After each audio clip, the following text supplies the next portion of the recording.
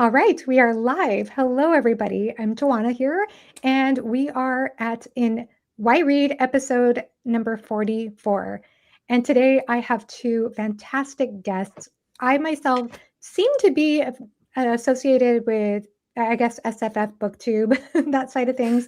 But anybody who's followed my channel for a while knows that I also read widely. I mean, I've never had a top 10 list, I think, on this channel that didn't include books in other genres. And these two channels that I have here today are channels that inspire me so much when it comes to either Russian literature or classics and also a self study, because they are both channels I associate with being ambitious in their own learning goals and being self motivated in that endeavor, which is a topic I think we're also going to cover today. So without further ado, I'm going to go ahead and offer the question, which is the why read question. And we'll start off with Brock from the Active Minds. So, Put it on hel- me. so So Brock, why read? why read, right? That's the burning question. It's a trite answer, but I'll start there and provide more context later. I would say curiosity. And I think that because for us, or I think for all of us for maybe different reasons, but I think a lot of people learn because we're interested, we're curious. And for me, I think it's more so learning about different cultures. It's diving into different perspectives, people's points of view. You're digging into their shoes. You're stepping into a different particular uh, point in history, different country, all these different places, and that allows you to kind of see the world from different vantage points, connect with different cultures that you maybe have never heard about, develop more empathy, rearrange the way that you kind of mentally think about stuff and associate with yourself, with others. And I think that even when we read fiction, particularly, especially when it's kind of merged with nonfiction, we get a better sense of uh, not truth in a sense, but understanding of kind of how the world, we don't just look at things analytically, but kind of blend it with the human element, which is how we experience the world through consciousness and that way. So there's my Yeah, long-winded answer to why I read. no, it's a beautiful answer, and I think that it is illustrated well through your channel because, as we're going to talk about today, you are somebody who is learning Russian, and from what I understand, you decided to learn Russian based on falling in love with Russian literature. And correct me if I'm wrong about that, but that was my No, that's understanding. Yeah, absolutely. I started to learn largely, to learn how to read a lot of the originals that I loved, whether it's Dostoevsky, Tolstoy. Primarily, the book that pushed me over the edge was The Master Margarita, because it's such an atmospheric book. It's so vivid, I think, in imagery, and just such a, I don't know, a pretty unique and compelling story, especially compacted into like roughly like 400 pages, rather than some of those massive, Russian novels that people kind of think of. And I wondered, especially there was a new screen adaptation of it that just came out in the Russian the year I read it. I think it was like 2014 or 2024. I mean, or 2025. And I was like, man, well, I'd love to watch that, read the book in the original, and that kind of gave me the little bit of like a nudge to give it a shot. And but I can ramble later, but it's definitely become far more than just reading in the language. And yeah. Yeah, no, that's excellent. I love the answer. So now we'll pass the question on to Bren Booth Jones. So Bren, why read? And I also phrase this question as, in a time when so many things are competing for our attention, there are so many distractions. What compels you to pick up a book? Yeah, well, I mean, it is a great question, and Brock, answered it with aplomb, so I won't try and rival him. But I mean, I think I have a short and a long version to that answer to that question. I'll give you both. The short version is that it's a compulsion, it's an obsession, it's a kind of unending fixation with the written word, with language, with literature, and that I think the long answer to that question is a sort of response to the short answer, which is like, how do you then justify building your whole life around books and letters and literature and writing and like languages, like what Brock's doing with Russian. And I think, trying to answer that question, where does that compulsion come from? And I think I definitely agree that there is intrinsic value in reading in terms of the way that it expands our minds and refracts our comfortable notions with fresh perspectives and energy, especially historically. But I think there's also a sense in which it sensitizes us in a way that doesn't always make our lives easier. Like, of course, books can be consoling, and you sense that recognition of somebody else that's gone through those experiences that you've gone through, or articulating something that you couldn't quite find the words for. But it also makes us very finely attuned to reality. So I think it makes our lives richer through that deep exploration through language. But sometimes, that makes, I think Plato said something like perception is pain, or no perception without pain. So I'm always wary of the kind of instrumental view of reading as something to teach you more facts or more information, but rather it actually just makes life more intense, which I think gives you more from life, but it doesn't always actually make life easier. Just something Oh, like I that. love that. Yeah. Yeah. I think that's beautiful. That it seems to me like it speaks to something that I've been thinking about a lot lately. Something I've pondered in myself over the last few years is that I not only, like I said, I tend to read, I think, a good variety. I'm not by any means what I would consider well read, but that's actually another topic I think we should get to in this discussion, is what it means to be well read. But one thing I've noticed over the last couple of years, and that other people have pointed out to me, is that I gravitate towards books with some pretty dark and heavy themes. And I've tried to question that in myself, because I don't consider myself a particularly dark and gloomy person. I would hope that other people who know me would agree with that. But for some reason, I am drawn to that. I am drawn to things that are difficult to absorb, or difficult human experiences. Uh, and I've questioned that in myself, like, what is it that draws me to these darker books? And I think there is something about that quest that is embedded in truth. And even if that truth, like you said, it can be painful, I think there's something that is important in being willing to explore that. And I think, just speaking to what we were talking about so many pastimes and distractions, uh, it's so easy. It is easy in this world today to feel a difficult emotion and then suddenly find yourself scrolling on Instagram, or automatically going to some other thing to think about or look at. So I think there's something about really investing in a book, even if it's got its dark moments. And of course, we love books that have everything. I think a great work of literature is going to have a full range of emotion, and important themes that cross the spectrum. But there's something really important about being able to look at human nature and look at the human experience, even if it's an experience that you yourself will never have, to be able to see the truth in that. Would you say that Yeah. that? Yeah. I was gonna say, you kind of made me think how a classic stereotype of Russian literature is that everything is dark, gloomy. Someone's always like, yeah, dying, or their suicide, revolution, all these different things. It's very depressing, people say. And usually, I think they're just mainly talking about Dostoevsky's novels, which do have depressing endings and a classic, archetypes and all that. But there's plenty of novels that are, so affable and hilarious and jovial.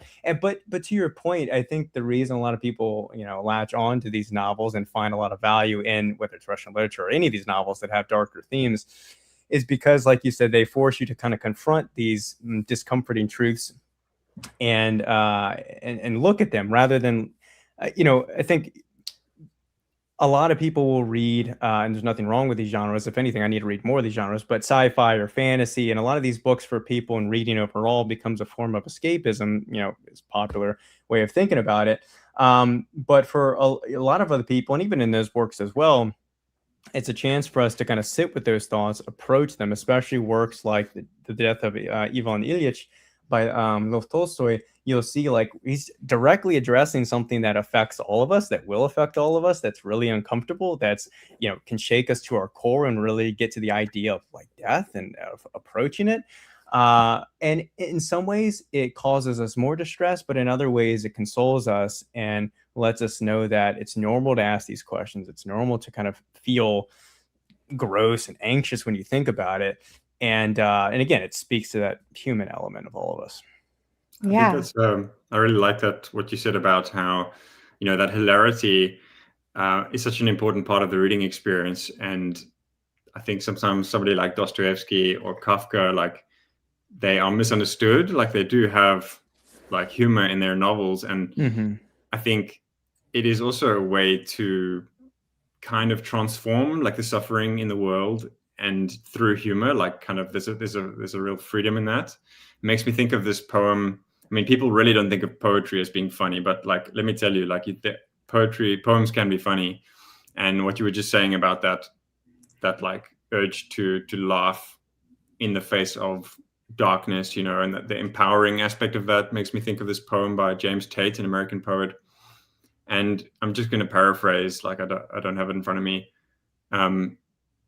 It's like the speaker of the poem is addressing a friend of his, and he says, "I thought I knew what loneliness was, but you, my friend, go down to the stockyard and buy a pig's ear and sew it onto your couch. That's, my friend, is true loneliness." And I just love that super bizarre image. Like, I would love to have thought of that and said that to somebody.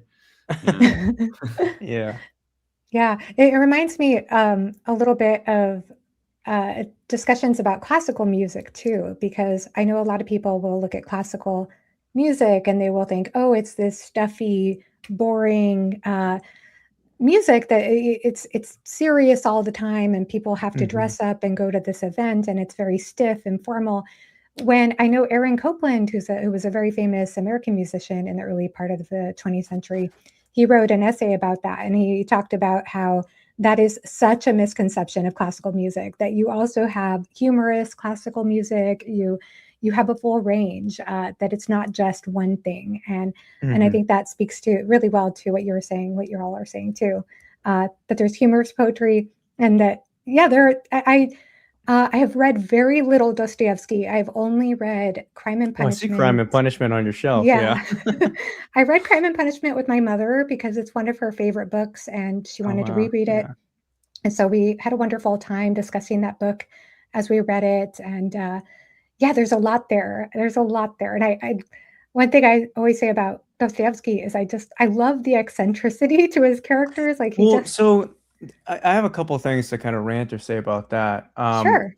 One, yeah, I think people get Dostoevsky wrong in the sense that they think it's all depressive because, as I think I saw a comment pop up, he is very jovial. His characters, as you mentioned, are eccentric. They're over the top. They're dramatic, and that's the other component that people miss when I think someone like gently argued with me in my comment section like a year or two ago about this, where they're like, they prefer Tolstoy's characters because they're real, they're deep, they're rich. They have like such a palpable quality to them, and they do.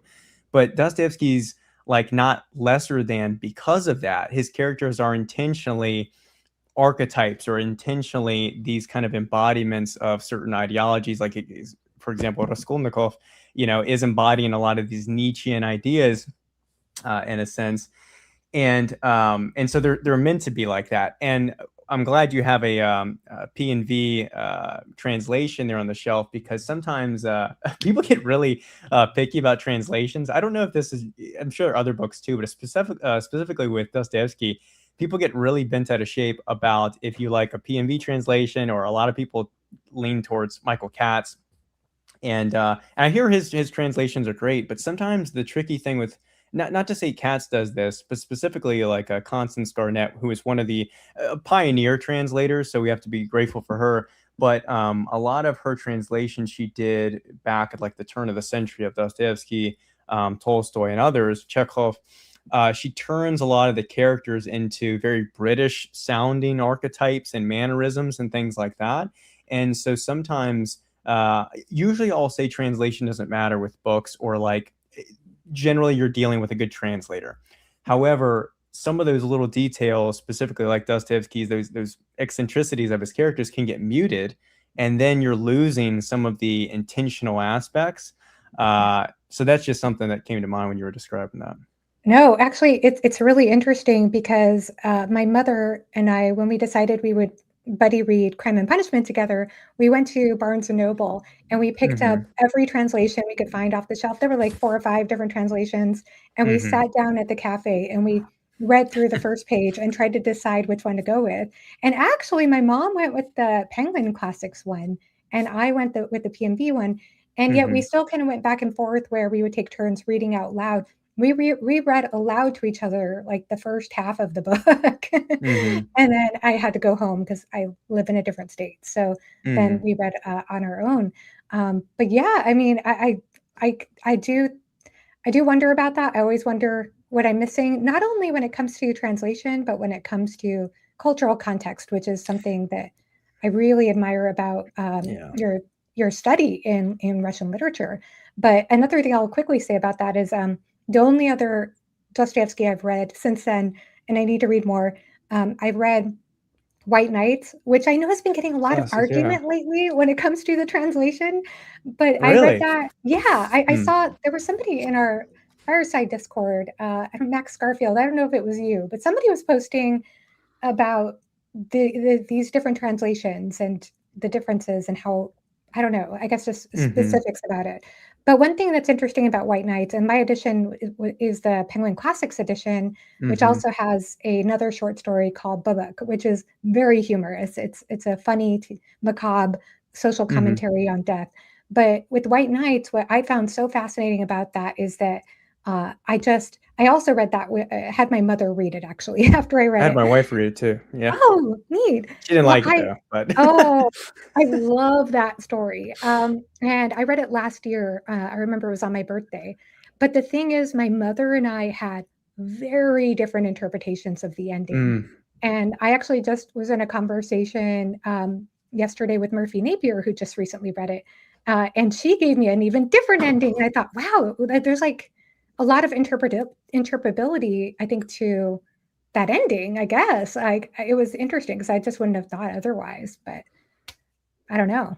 You're definitely, and Bren, feel free to chime in too. I don't want to turn this into a Brock's Russian chat at all.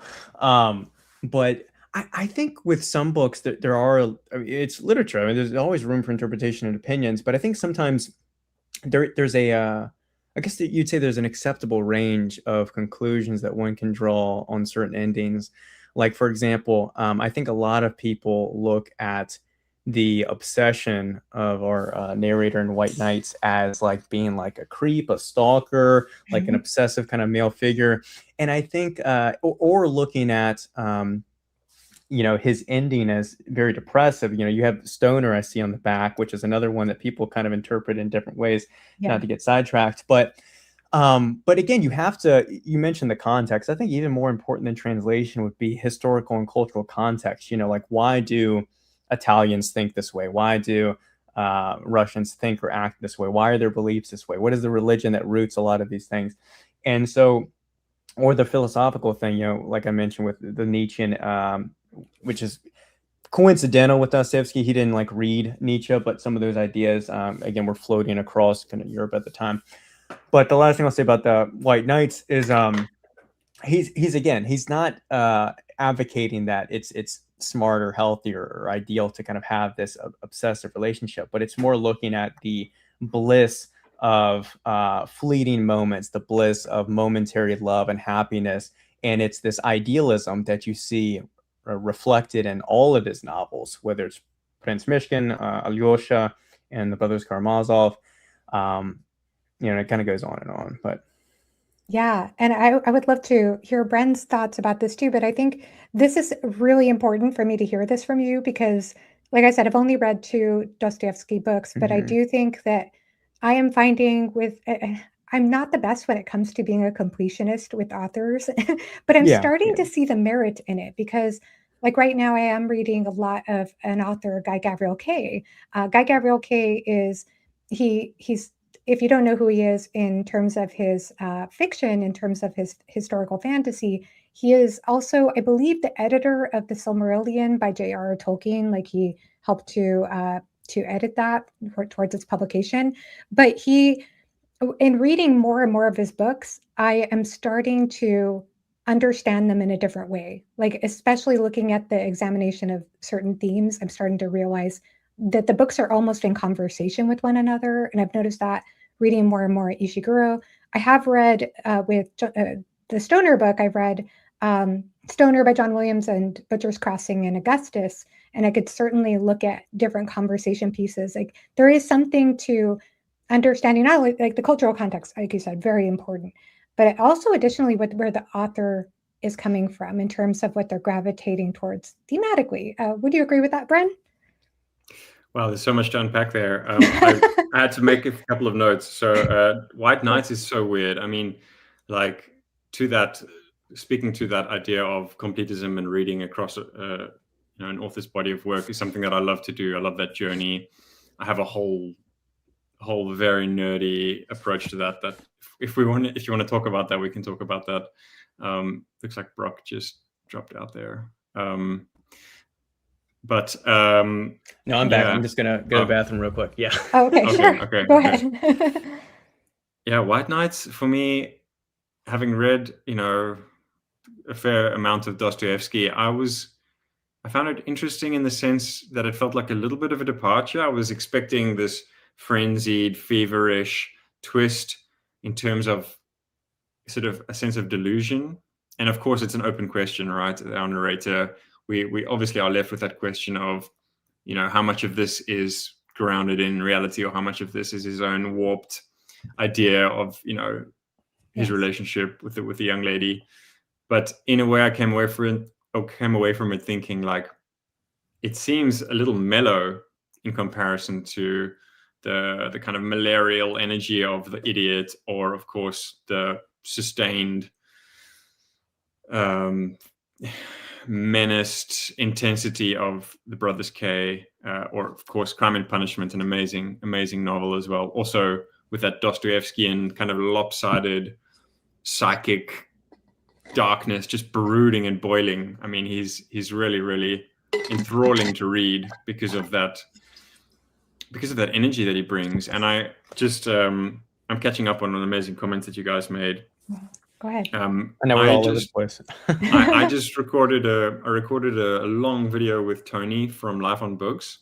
It hasn't gone up yet on the channel, but I'm just busy editing it. And we were discussing a bunch of books, and I talked about The Idiot, and then we went into this whole conversation about translations and about PNV, of course, and the kind of cattiness and infighting around different translations and translators, and we talked about Dostoevsky, just as you did, as being a kind of prime example of those kind of layers of sediment, like, over time, all of these translations and people kind of wanting a new iteration, or that kind of anglicized approach that, I mean, I kind of have a soft spot for Constance Garnett translations, but she does bring a bit of kind of English country gentleman to these Russian types, which sometimes feels a bit incongruous, but I kind of like, it's got a stodgy kind of comfy feeling. But I won't say too much about what me and Tony talked about, because I kind of like want to share it when it goes live. But I just want to say one more thing about what you all were talking about.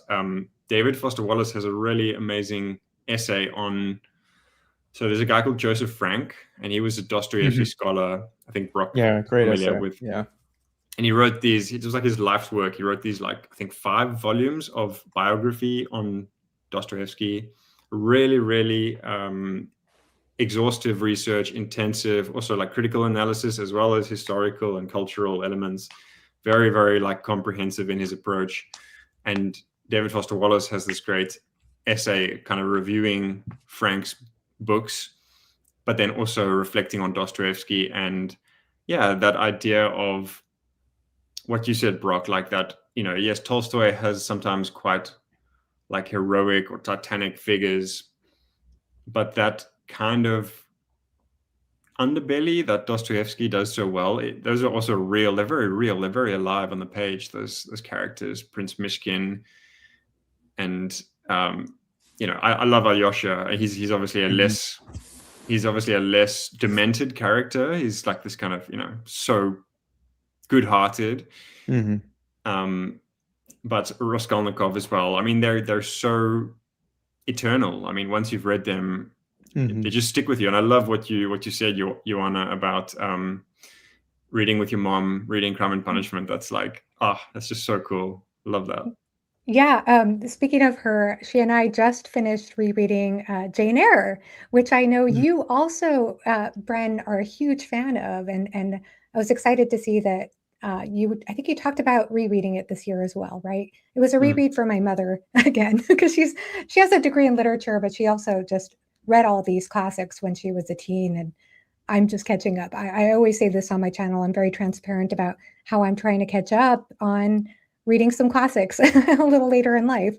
But Jane Eyre was absolutely magnificent. Yeah, I think, have you read that one, Brock?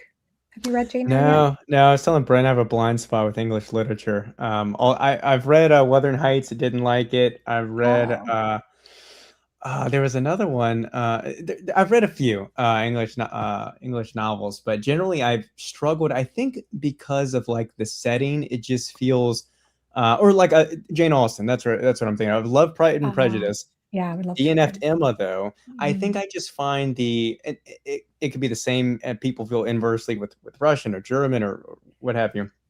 I think the atmosphere sometimes just feels a little bit stuffy or pretentious or prim. Some of the characters feel like a little bit stuck up, or most of them center around upper class families, that either, like I'm mainly, I guess, thinking of like Austen's novels and even some of Bronte's or things like that. But I'm dealing with a small sample size. I still want to get to those. And in fact, like the Danish novel I'm reading right now is very much in conversation and based on the Bronte sisters. So I need to catch up. Yeah. Okay. Well, and that's the joy of it, right? Like it's literally fathomless. It's fathomless. Like we will never run out of things to read. And that's also like what I love about your guys' channels is that it's amazing how you can have like, you can put together like your favorite 20, booktubers, and you have the same passion, right? You're just addicted to reading and to like immersing yourself in these universes, these worlds, these psyches of, all of these characters and these people. And yet you can still have like huge kind of areas of your reading life that don't necessarily overlap. And then you can just like get so much insight into other realms of reading, other avenues through watching other people's videos. So, I mean, I can't read Dostoevsky in the original, but Brock is doing that. So like he can bit. Yeah. Getting there. Wow. Yeah. I love that about the kind of the booktube sphere. And there's no, I mean, I've said it before, like there's absolutely no shame in saying, oh gosh, I haven't read that, or I have no idea about that, because that's just one more new discovery, awaiting you. And it's impossible to read it all. I mean, none of us are ever going to read. We're really just touching the tip of the iceberg.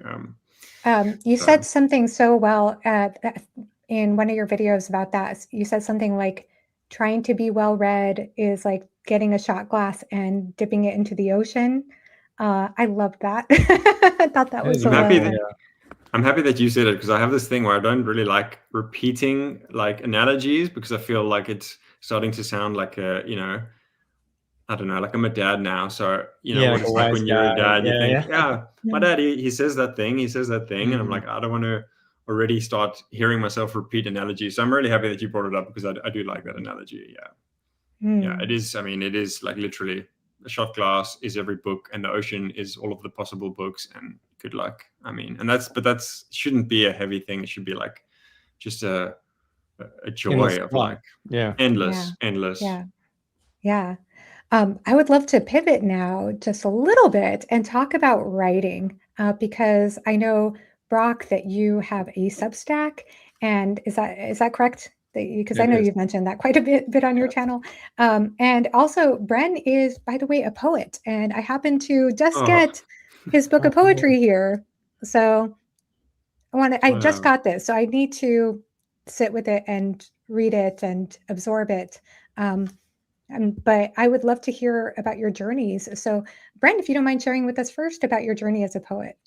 Sure. Well, I mean, that's really a nice surprise to see my most recent book in your hands. Yeah.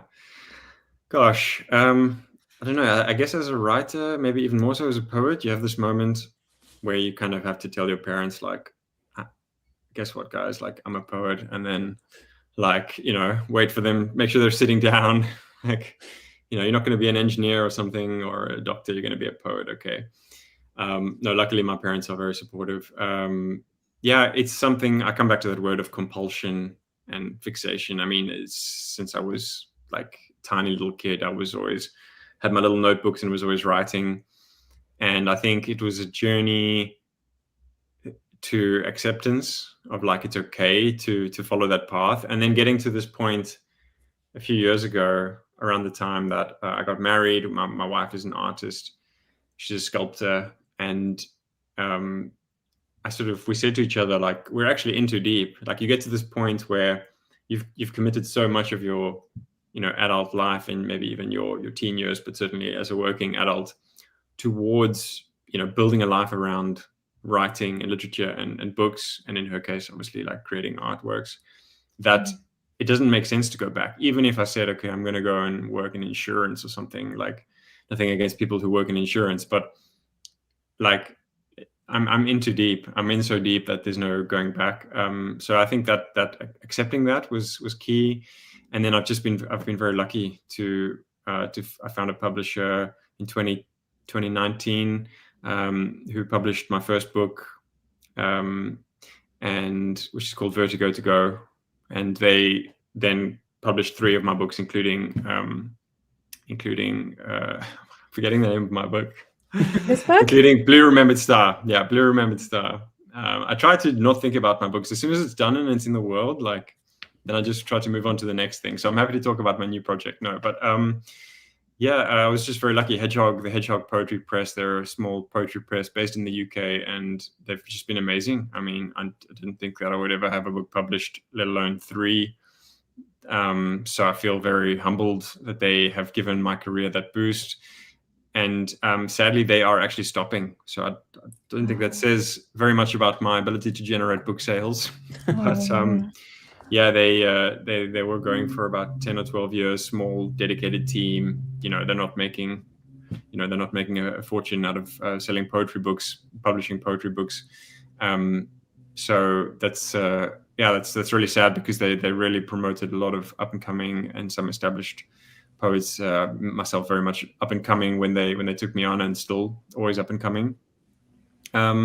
So I'm really grateful for that, and I'm working on like my 4th and my 5th books at the moment. And but I'm happy you brought it up, because I'm also shopping around to find a new publisher. So it's good to be able to say that that I'm looking for. I haven't started actively looking, but I'm kind of going to be looking for a new publisher when I finish the manuscripts that I'm working on. And yeah, also, of course, write bits and pieces for magazines, whether that's individual poems or articles, essays, criticism. I've been doing a bit less of that since I became a dad. I also take on commercial writing jobs. I also help work as an editor.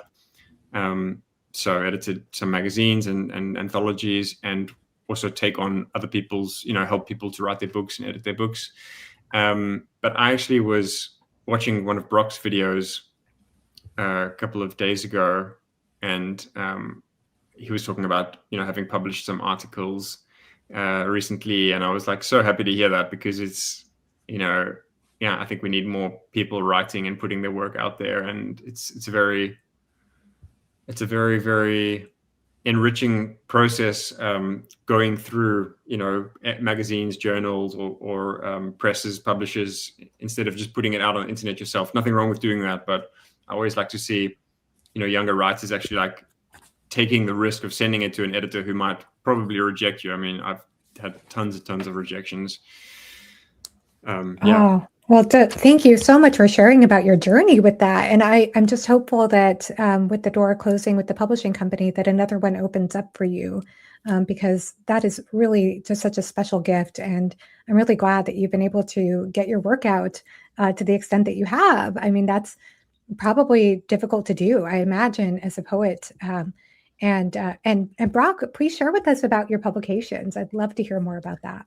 I want to hear about them too. I don't know exactly what I said in the video, but I think I'm gonna guess and say I posted a few in Steve Donahue's been gracious enough to Mm. have post. He offers, he extends the olive branch, or not the olive branch, but extends the opportunity to everybody about posting reviews on Open Letters Review, and that's just a cool spot to put them. So sometimes I'll send some reviews there. Generally, I'll publish things on my Substack, which you mentioned. I do have my first different publication, and it very tiny amount, but paid review, Chicago Review of Books, with the Danish book I mentioned earlier, which is Well done. really, yeah, it's a cool Wow, opportunity. I'm excited about that. that's And amazing. it's more so, I think, just about trying to slowly develop a little bit of a resume and the tiniest reputation in the space, because I think on my end, um, kind of like you maybe, Joanna, but maybe in a different way. Like I feel like I'm getting to reading late, even though I'm still very young. I got to reading and develop this passion and love for it much later in life than I would have liked to.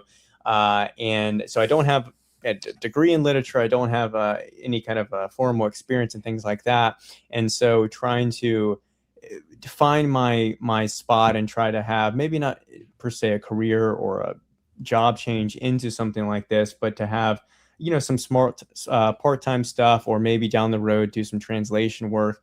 I'm trying to leverage my entrepreneurial experience and figure out ways that I can build and develop proof of concept, develop a name or reputation in the space, and kind of go about it like that. Basically a creative route. And we'll see. But yeah, so publication wise, that's it on that front. But yeah, I That's generally, yeah. That's really good, honestly. I mean, Steve, I've also published a couple of reviews in Open Letters, and he doesn't. It's not a charity or like a handout. Like Hmm. he will only publish you if if you've got the chops. So that is already like serious credit to your name. And Chicago Review of Books, that's also like really really good for your byline. So honestly, like you should be proud. And I mean, I think I'm a little bit older than you. We're not going to talk about Joanna's age because you said that in a previous live stream. Did I? I don't Yeah. remember. I'm an elf. But I think Brock, I think I'm about 10 years older than you, and I don't say this at all in like a condescending way, but like honestly, where you are in your journey as like a writer and a reader and a thinker, like you, I mean, I think you're miles ahead of where I was 10 years ago. So keep going with it, and you've got a lot to share with your knowledge and bringing in all of the different strains of your experience. It all feeds into the machine, or the Yeah. machine. That's not a very nice. It all feeds into the alchemical We're all mixture that you're sharpened. conjuring Yeah, up. Yeah. yeah. No, but just to piggyback off what you said earlier, and to speak impersonally too, what you said about creating is something I've definitely tried to. I've said in my own way on my channel, and I've urged people for years now, both online but also in real life, to create, because I think the process of creation lends a hand to so much development, learning about yourself, developing skills that transcend just a specific field. You kind of give yourself an excuse to indulge into something far deeper and to go deep on a subject, especially like you said, when you have to put it out in the world and deal with potential criticism. It heightens the requirement and the responsibility for you to like put effort into it, because someone's going to read it, someone's going to look at it, and so you work even harder on it. You try to improve. And a lot of people will say, well, I'm not creative, I'm not the creative type, I don't want to put myself out there. But like, just the practice, even if you don't post it publicly, the practice of creation, I think, lends a hand so much towards the process of learning, which no matter what you read, all of us are doing some form of that. Yeah, I beautifully said, beautifully said. And I think that's something that inspires me about both of your channels, is that you are both so articulate. And for one thing, with Bren, I'm like, yeah, I would believe you're a poet even if you had never told me, just by the It's way the that you accent. talk about Yeah. books. You just have this beautiful string of adjectives with every book that you describe, and there's just so much variety to the way that you describe books. And I admire that skill so much. And Brock, same with you. I mean, you are so articulate. And I did hear in one of your earlier videos a while ago about how you started this journey essentially a few years ago, if I'm not mistaken, like just very late in life. And I'm I'm just blown away that you're not somebody who's been, I guess, reading Russian literature since you were 12. I don't know. I mean, how did this start for you? How did you suddenly become such a dedicated reader and even somebody who is interested in the academic journey of it? I'm a creature of habit, but I always wanted to read.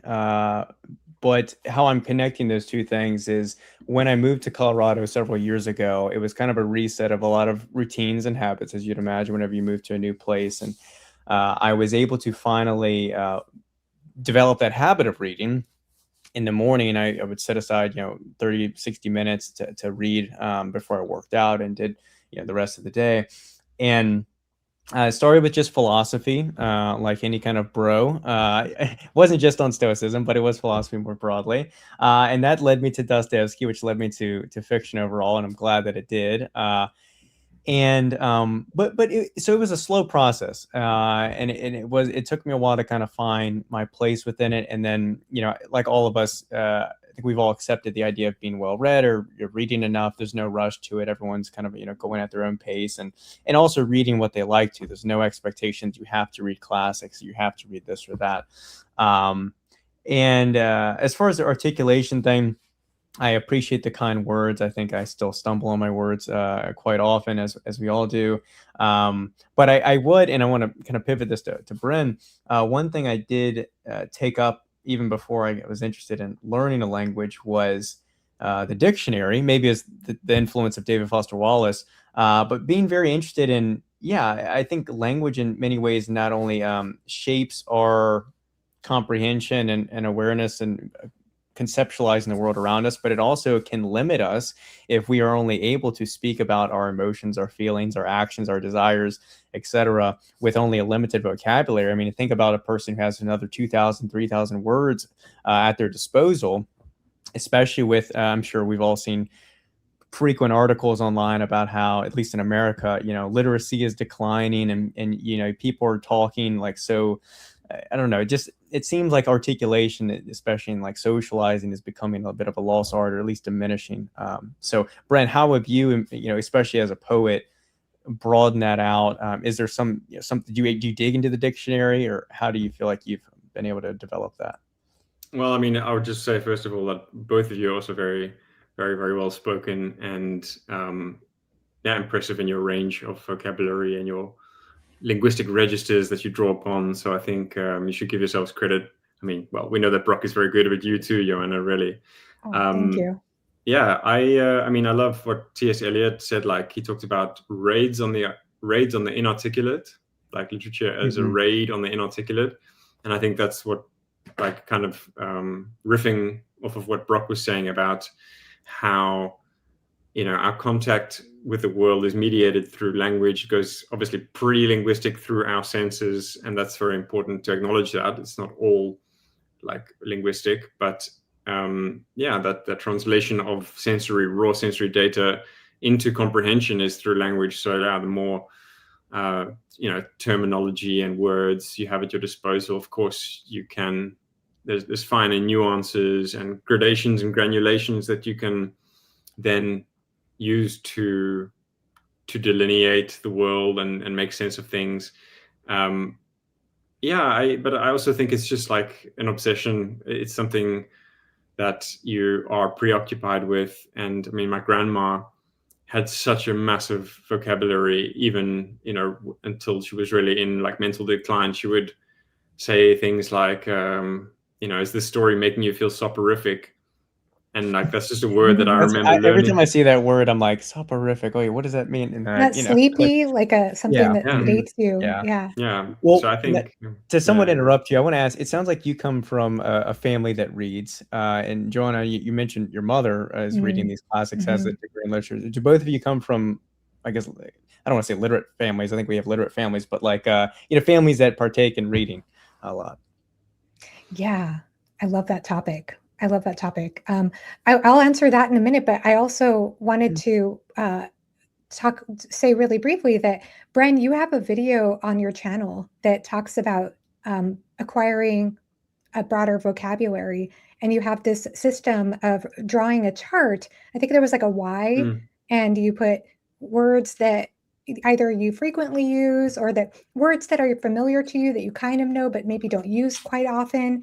You have them in one area. Words that are just completely new to you, you have in a different area. Words that have a negative connotation, maybe in one section with a negative sign, words with a positive connotation with a plus sign, and then words that are neutral in the middle. There was just such a neat system to that. And Yeah. I thought it was brilliant. And I've been so eager to do this. Like I keep telling myself, I'm going to do this at some point. But also, something else about that video that I loved is how welcoming, how open you were, how in telling people that it's okay if you mispronounce a word. It's okay if you have imperfections in your speech. And I felt like I needed that. I needed to hear that so badly because I'm somebody who often stutters or stumbles over my words or mispronounces things. And so I just felt so good hearing that I have permission to not be perfect in my pursuit of improving my vocabulary. I loved that video. And I also love, by the way, that both of you provide so many interesting and uh, valuable information on your channels, but I never get the sense that you two ever talk down to your audience. And that to me is like such an important thing as somebody who watches a lot of videos. I love that quality. So it was a very humbling and welcoming and wonderful invitation to me to try to approach that without feeling as intimidated or hard on myself, I think, as I might be. So Thank you. I mean, that's just perfect response to any video, right? That someone would make and that someone would respond in that way. I mean, I wish I could say that I was so systematic and methodical all the time. I will show you like what's around me. I don't know if there's just like books everywhere and there's words I love it. everywhere. Yeah. So I'll be honest and say that I don't writer's habit, always follow through on my own. I don't always practice what I preach in terms of so systematically, but it is something that has been useful. And I mean, I have lists of words everywhere, and there's just something so tangible and earthy and spicy and zingy about language, about interesting words that you feel it in your mouth, and there's something very. Yeah, I just love it, and I don't try to convince people to love those things too, because I know that it's very, very niche to say the least, but I really appreciate what you said, because I also mispronounce words, and if someone mispronounces a word, it probably means they've read it instead of seen it on a screen, and that's something commendable, that you learned a new word because you read it. And I mean, I'm gonna break my rule of repeating an anecdote, but in that video, I think, or in another video, I told the story of when I was taking my English degree. One of the lecturers, an amazing scholar with a PhD, and she was very influential in helping me, develop my my literary skills, and through my degree, I have huge respect for her. But I remember her saying the word banal, and she said banal, in a lecture, and I was like, I mean, I'd never heard anyone say banal when they were using the word banal. And I'm pretty sure that's not how you pronounce banal. But she literally has a PhD from Cambridge. She's published books with major academic publishers. She's teaching at a massive European university. So literally anyone can get the stress of the word wrong, or the pronunciation. And that's also because English, and of course this also goes for other languages, but English is an enormous lexicon. I mean, there's just Yeah. so many words from so many different sources. So When you that's mentioned a lot of fun. stress, I got PTSD just with learning Russian. Like stress is everything and can have completely different meanings, and you mix that up. And I, to your point, like, and it happens in English too. Like, it does take a while to kind of get comfortable with being like okay with making mistakes and not kind of stressing or being a perfectionist with it. Because I definitely tend to be that way. But yeah, I second what Brent said. Beautifully said. Yeah. But speaking to the point that you brought up too, Brock, about family, I think that that is such an interesting question. I would love to hear from both of you about your backgrounds a bit more. Yeah, my mother is such a huge inspiration to me.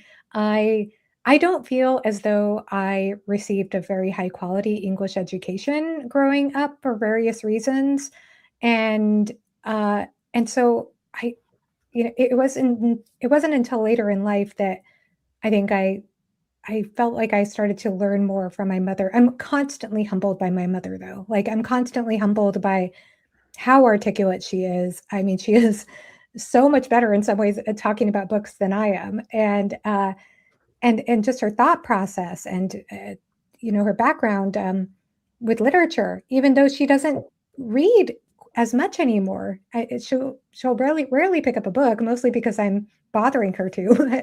But then when she does, she has so many interesting things to say. And she did read to us growing up, and she did. I remember her giving us a Rudyard Kipling Just So stories, and us reading that together. And she's always been so supportive of reading. And my father is an interesting case because he grew up in Mexico, and he didn't move to the US till he was the age of 18 and didn't know a word of English. Mhm. But he learned English pretty quickly when he was in college. And he also studied Latin roots when he was in grade school. So his vocabulary is oddly better than mine. He still has a very thick Mexican accent, but his vocabulary is quite good. And I mean, he read some classics, like he loves Don Quixote, Mhm. and I think what is it else he liked? I can't remember the other one, but yeah, I don't think my parents are quite as avid readers anymore, as much as they used to be. But at the same time, they're very well educated, and my goodness, they are so intelligent, and they inspire me quite a bit. So yeah, I do think that it is wonderful to have a family. And my both of my brothers, they read a lot of Stephen King. They read a lot Mhm. just for fun.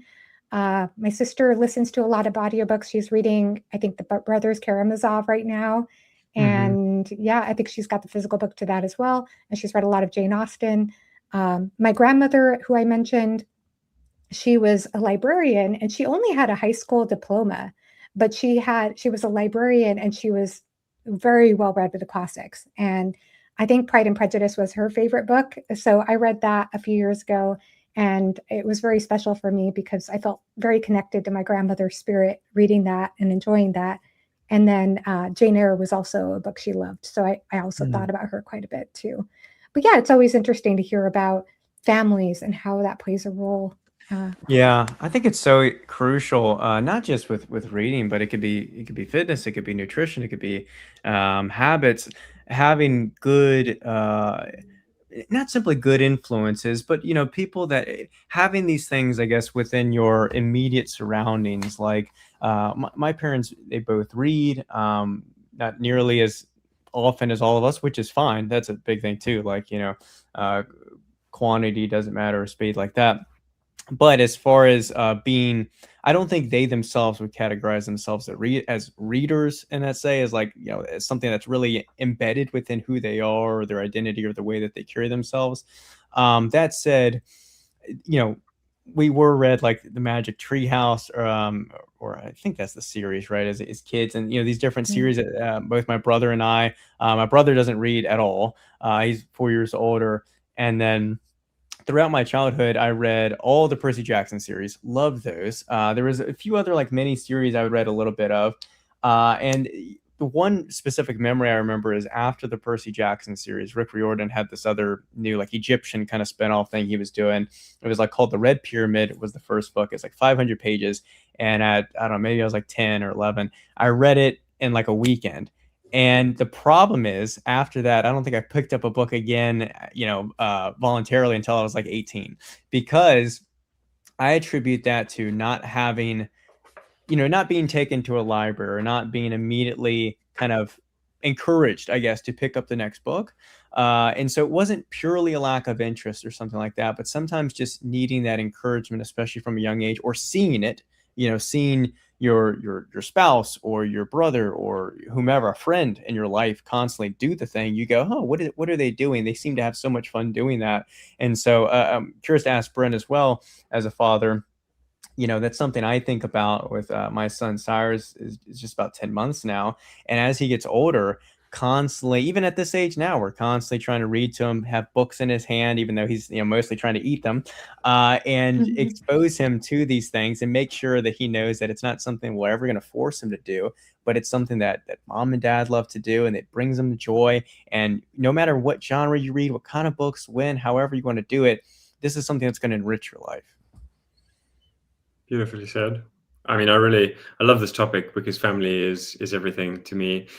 And I mean, what Joanna said about your grandma and feeling her spirit when you read certain classic books, I love that. I have had that too with my grandfather on my dad's side. He was an amazing man.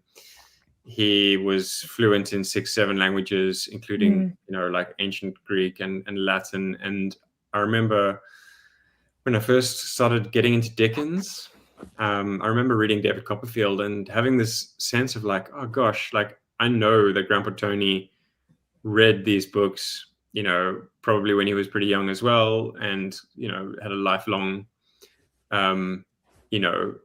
love of literature and of learning and of the classics and of languages.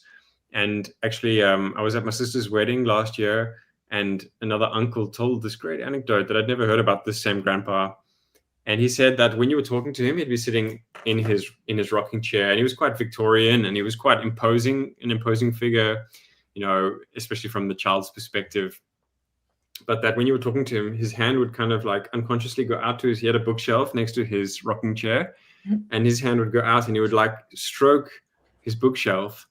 And actually, there was actually like kind of an indentation, or like it kind of the varnish had worn away, because it was just like this kind of this trait of his, this tick, this kind of automatic response that he did. And I love that image so much. And he died when I was really too young to have a proper relationship with him. But many times I've thought, gosh, we could have just so many wonderful conversations now. It would be so special. So that spirit of his love of literature being imbued into your life. I love that image that you raised. And I feel that too with my grandfather. My parents also big readers, and my dad is working on a memoir of a part of his life, which is going very well, and I'm so happy that he's expressing himself in that way. And that same grandfather, Tony, he wrote a load of manuscripts as well. So his, it's so weird, like on a live stream talking about like family tree, but I'm gonna just go with it. So his wife, so my grandma, my dad's mom, her brother was quite a widely anthologized poet. Like he wrote war poems after World War II, and he has a slim book of poems and a couple of other books that he published.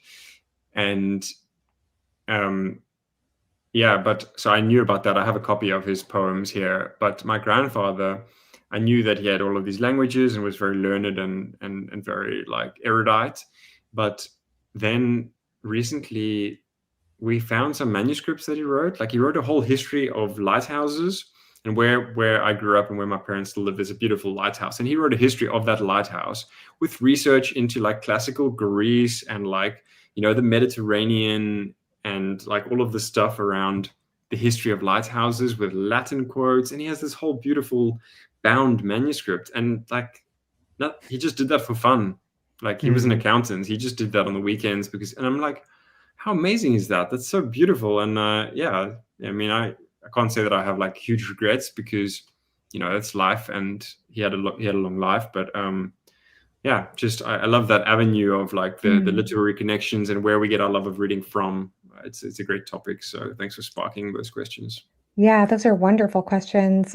By the way, my mother and I are about to start.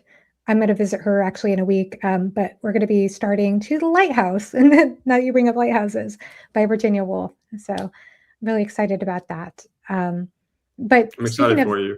thank you. Yeah, I'm really excited too. I'm really curious. I read Mrs. Dalloway earlier this year, and so that was my foray into Virginia Woolf, and that was absolutely delightful. It was such an interesting read on many levels.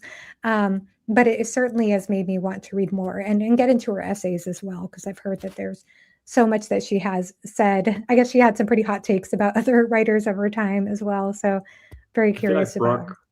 Brock, I feel like we need to turn the attention a little bit on Joanna here. Like, let's get some, because you have just, every time your videos, of course, are super interesting, and your, but like, I feel like, I don't want to go back and rewatch this thing and be like, gosh, I was just waffling on about like my grandma's brother's war poems. No, you're fine. It was fun. So, Joanna, I have a question for you, and that is, can you talk about the way that you shift your mindset, or like your reading frames, the way you modulate your approach to reading, depending on, because obviously you have this huge wealth of experience with science fiction and fantasy, which I'm clueless, by the way. But then you read classics, and you're quite omnivorous in your approach. So can you talk a little bit about how you shift your thinking depending on what you're reading? Oh, that is an amazing question, because it actually relates to, I think, something similar that I already asked you to, which is about like basically the evolution of your reading. Like, when did it suddenly take a shift to where it took? Specifically classics, I think, for both of you. And it sounded like with Brock, you were talking about how it started out with philosophy, and that just naturally led you to picking up some Russian literature, including Master and Margarita. So for me, I would say I've had the weirdest journey with my reading, and I'm trying to think of how to talk about that. But I will say that I've had phases in my life, in my adulthood, of not prioritizing reading. I think, like many adults, just suddenly getting carried away into other topics or doing other endeavors, and then suddenly really missing reading. And fantasy is something that I fell in love with when I was a teenager. I felt kind of immersed in fantasy culture. I had a group of friends as a high school teen who were deeply into fantasy, and so I think that rubbed off on me quite a bit. And I read The Hobbit and most of Lord of the Rings at the time, and I think that definitely had an impact on me. And then so many years later, I got back into reading A Song of Ice and Fire by George R. R. Martin, and Dune by Frank Herbert, and then several older classic science fiction novels, then stopped for a long time again, and then picked up fiction again. And at that point in my life, I think I started out just reading more, I don't know, simpler texts, like a lot of the popular YA fiction that was being read a lot by adult fantasy booktubers. And so I started out doing that, and maybe some other fantasy. And after a while, I think for me, that was wonderful. And I don't regret my time doing that at all. I was using the library. I was trying to figure out my journey back into reading fiction again. And little by little, I think I just started to get interested in slightly more complex works. And I could say that where my journey has evolved now is that I still love science fiction and fantasy quite a bit. I mean, fantasy is my favorite genre. But the fantasy that I tend to enjoy the most right now tends to be fantasy that is a bit older than fantasy that's published today. And I think part of that is that some of the older fantasy is a little bit, I would say it just reads a little bit more descriptive, a little bit more atmospheric. And I do like, and I found, especially through my journey reading some of the fantasy, including Malaz and Book of the Fallen by Stephen Erickson, which is a very complex postmodern fantasy series. I mean, I guess the postmodern part is questionable, but that's it's the like 13 book series, right? It's 10 books. The Malazan Book of the Fallen. Somebody was almost like annually recommending me that Oh on no. YouTube every year. Yeah, yeah. And I'm the weirdest. I'm the weirdest reader on BookTube, and I have a theory of as to why my channel will never grow substantially. One reason is because one reason is because I read other genres, but two is because I never widely recommend anything. Like I never say Mm, you need to read. You're a reader. You need to read Malazan Book of the Fallen. Like I'll mhm, never say that. I always try to be very specific about who I think the series might appeal to or what I think the series is doing and if that appeals mhm, to you. But I think it's so personal. It's so personal. And so the thing I can say about that series for me though is it's blending a lot of different genres together. Uh, it's blending like military fantasy and maybe some of what we call in fantasy sword and sorcery and mhm. some just weirder aspects of fiction. It's very bizarre and it's very sprawling, and it's got quite a bit of dense history and world building. But the thing that shifted my reading when it came to that series is that it taught me. I learned about 3 books in, and I think it was because of a video I watched. I started to realize how to read for theme. And instead of reading for plot per se, which is I think what a lot of genre fiction tends to be geared towards the plot. Not that I'm against a good plot. I can enjoy a good plot. But to read for theme is a little bit different in my opinion. It's a little bit Mhm. more of looking at what are the conflicts that the characters are going through? What are the challenges of the world and what are the different angles that are presented? If are we looking at this issue just from one lens, or are we looking at it from 2 different lenses? And I think that's something that's beautiful about Malazan Book of the Fallen is that Stephen Erickson will give you a theme, but he, as a reader, and I've talked with him about this as an author, he is trying to grapple with that theme with you as he's writing it. So he's not trying to give you a didactic journey. He's trying Mhm. to offer you a theme from various perspectives in the world. And that journey of learning to read for theme and also embracing something that's very different and unique made me like open to wanting to read stories that are different and that maybe don't follow a cookie cutter Mhm. Freytag pyramid structure, that maybe I could branch out and enjoy different kinds of narrative. And maybe not everything is about in service to a plot, or maybe not everything's not in service even to a Yeah. character. And so it taught me to expand my mind when it came to the books I read. And I think one thing that people will say, sorry, this is getting so long to get to the answer, but I No, it's think beautiful. one thing that people will say often when they watch my channel, the feedback that I receive, and I think it's true, and I don't say this to sound snobby, but I do think I read for theme. Like I think that that is the number one thing that my mind just automatically gravitates towards is figuring out what the themes are, because the themes to me are the transcendent parts of story. They're the parts that speak to the human condition. They're the parts Mhm. that are transcendental. So to me, that's like where the magic happens. And the beauty of fantasy and science fiction is that a lot of times you're using symbolism through the fantastical elements or allegorical elements, even though Tolkien hated the idea of fantasy as allegory. But you're using these things as depictions of our real world or our real human condition. And so for me, I think that that's the beauty of reading fantasy and science fiction. But I also find that that journey can be just as rich reading literary fiction. Stoner, I could not stop thinking about that book for like 2 years. It's like one of my favorite books of all time. Uh, Jane Eyre, I love the way that Bronte approaches this character who is trying so hard, who's conflicted between the deep need and desire to be loved and also the deep need and desire to be true to oneself and one's own sense of inner of justice, that just beautifully comes through in the story. And so it's like I do find myself connecting to books in that way. I think that that falls across the category, whether it's literary fiction, fantasy, or science fiction. Long answer to your Very well question. said. Very well No, said. No, I mean, it's I love great. it. I was gonna say my wife and I kind of butt heads sometimes there, but we've had plenty of crossover because she's kind of definitely coming from more of your perspective with the fantasy. And usually when we have like a rift with books or like when we're reading the same book, she's usually wondering, in comparison to maybe some of the books she's reading, the plot isn't as grand or as great or as fascinating. The characters or the dialogue aren't to her liking. Versus, I'll read. She had me read like some Sarah J. Maas, for example, or some different things like that, and those obviously have massive readerships and are great novels at what they're trying to achieve and do. But then I'm looking at it for theme, or I'm looking at it for these existential questions that aren't there, and so it's, again, to each their own with all these things. And there's plenty of ones where we have crossed over. Like she enjoyed The Master and Margarita, and I'm trying to remember what she read. She read, the Bell Jar as well. But again, walking away with different things, because when she's going in to read a book, you were speaking about how your mind maybe transitions into reading these different kinds of fiction.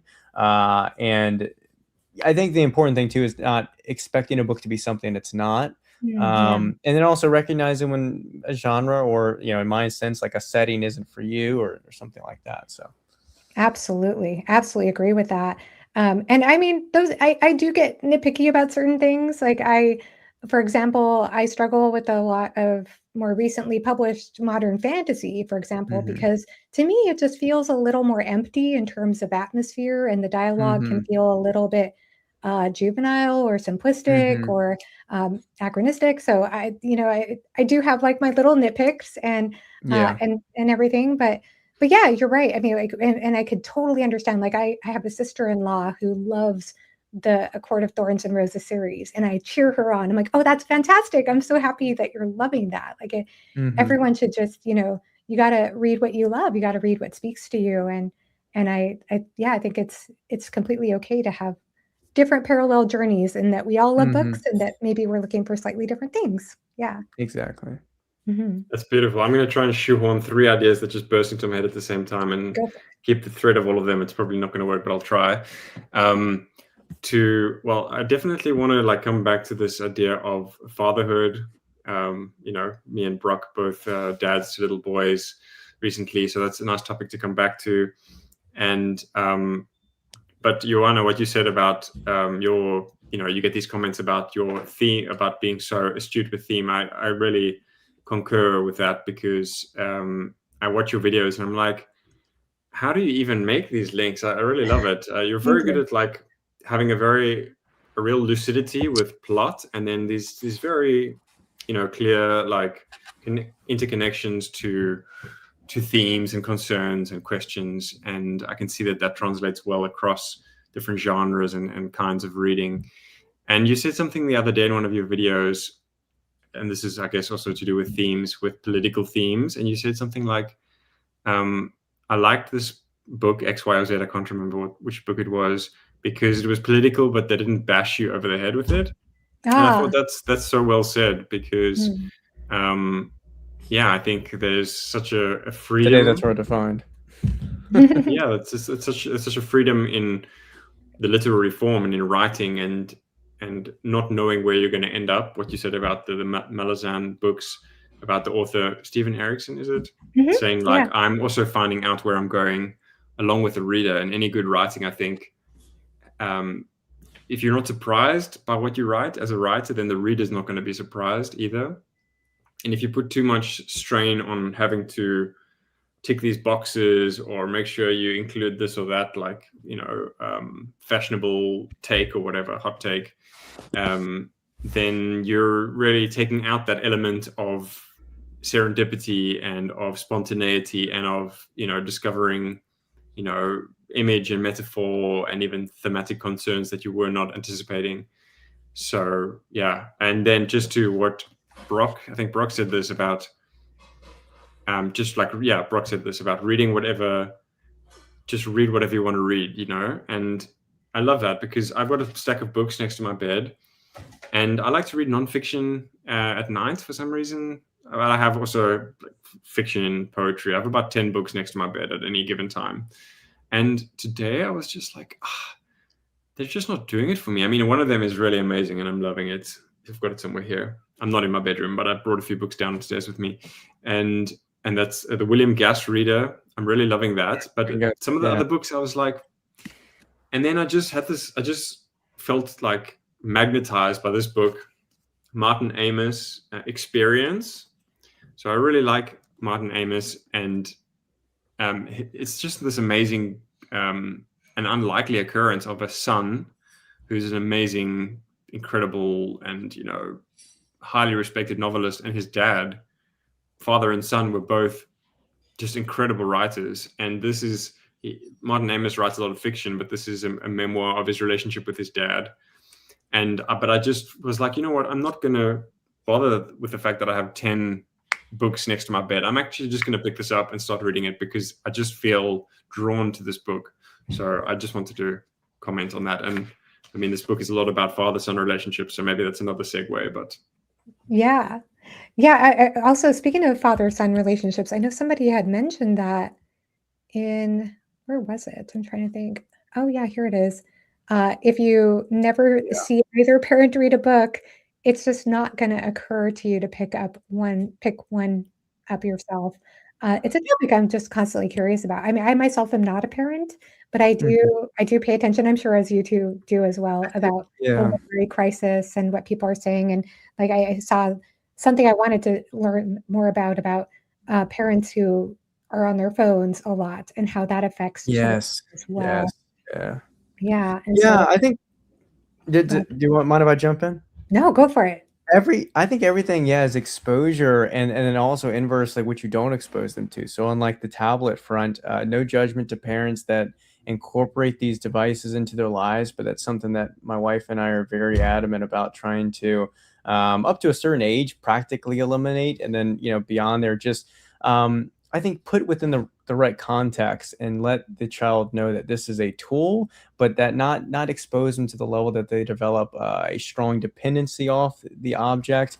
And I think that's where you see a lot of tantrums, and also allowing and enabling the child to grow and immerse themselves in the world around them, whether that's coloring at a restaurant on a paper, or entertaining themselves to an extent without a highly stimulating device, allowing their curiosity to kind of blossom and again, witness the world around them and not have their head stuck into a flashing, loud, brightly colored device and things like that. Again, everything has its time and place, but it's just personally something that we're pretty adamant about. And but then to the reading thing, and to this great comment that basically summarizes it.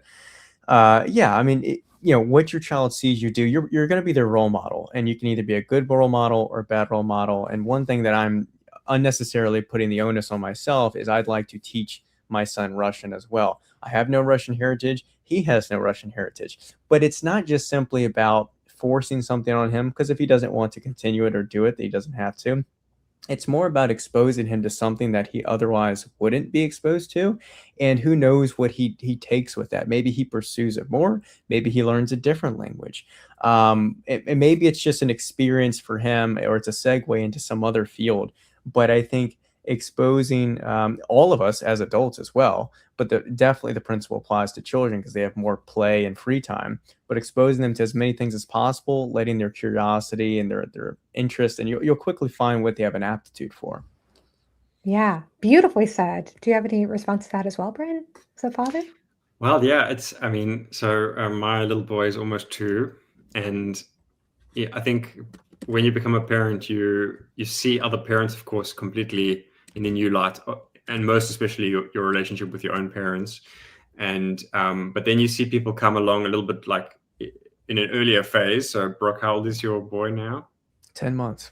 He's 10 months. So like I then think back, oh yeah, those first 6 months, the first 2-3 months, first month, I mean, it's so intense. It's so intense, and it's like your brain is just like completely exploding with all new, very important things to learn.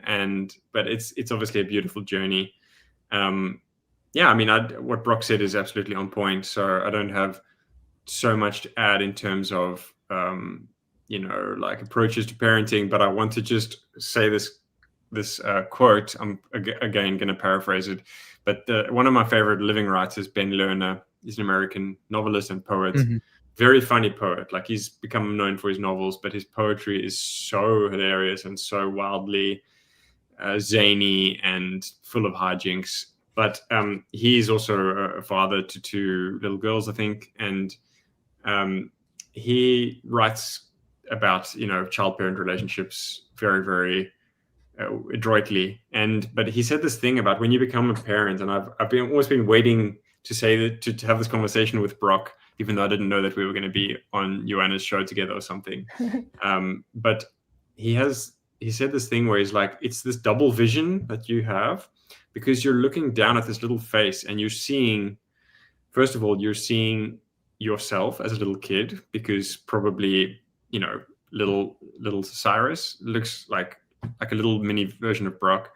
You look down and you see your own face, but you're also seeing yourself in your parents' shoes and hearing your voice. You hear your father's voice, or probably your mother's voice too. So it's this amazing kind of doubling or refracting of your vision. And I just love the way that Lerner, coined that or phrased that. And wow. I just love that about books, that you can read a book and it can like put, words to experiences that were maybe, kind of nebulous in your mind, probably because you're exhausted because your baby's teething or whatever and you haven't slept. But I wonder how it's been for you, Brock, and also you've just, in the process of moving across country, how are you finding it? And kudos to you for still, keeping up your reading diet and all of that.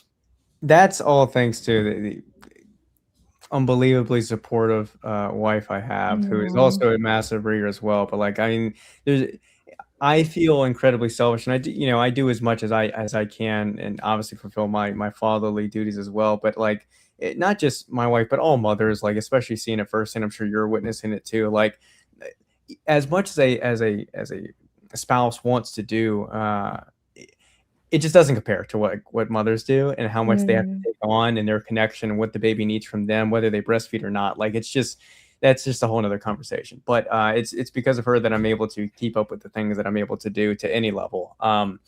But the last thing I'll say before I need to run is that I like the comment that came on the screen about, not only do you want to expose your kids to all these things, but they need time to be bored. I think for better for worse, I spent plenty of my childhood, even though I had a brother and played with him a lot, maybe the age gap, we spent plenty of time being independent and solo play and having solitude. And I think developing solitude, not only in childhood, but again, as an adult, is so important to understand yourself, be comfortable with yourself, be comfortable with your thoughts.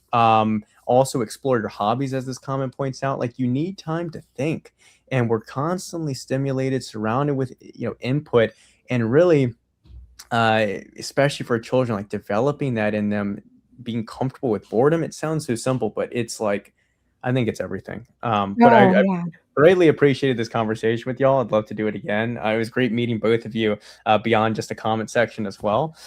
So yeah, I've had a great time. Yeah, I want to thank you both for spending this afternoon with me. And I just had such a delightful time. Actually, I had so many more things I could have talked with you about, which is a mark to me. Yeah, it's a mark to me of an excellent discussion. So absolutely. Please, if you are not subscribed already to The Active Mind or Bren Booth Jones, please do so. Both channels are linked in the description below. Both are phenomenal channels that I take great inspiration from watching. And this could not be a more perfect pairing for a Why Read discussion. I hope you all agree who've stuck around.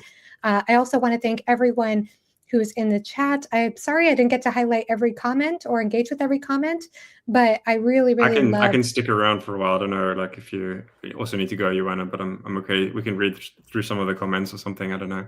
Oh, okay. Well, not to put you on the spot if you were about to end the show. I'll go ahead and end for now, but maybe with the invitation that we can maybe do a part 2 sometime, if you all would be open to it. Yeah, that'd be awesome.